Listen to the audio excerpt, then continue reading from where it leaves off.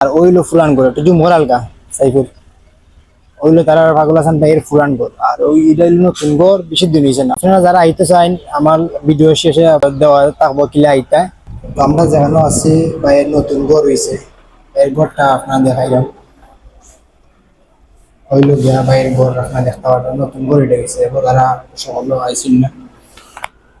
আর এখানে একটা কথা কয়ে রাখি, এখানে রাস্তা অনেক খারাপ রাস্তা। আপনারা যারা আইন বুঝে শুনে আইবা, মানে রাস্তা অবস্থা একবারে না দেখাল, খুব কষ্ট হয়েছে আমরা আইছি।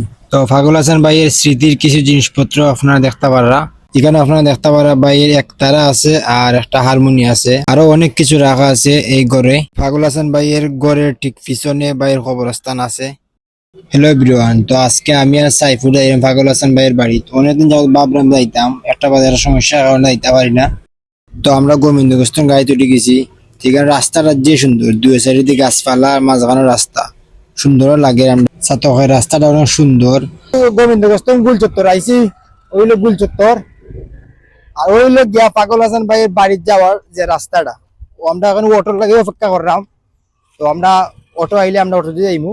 ওই লোকে পাগল হাসান ভাইয়ের বাড়ির যাওয়ার রাস্তা।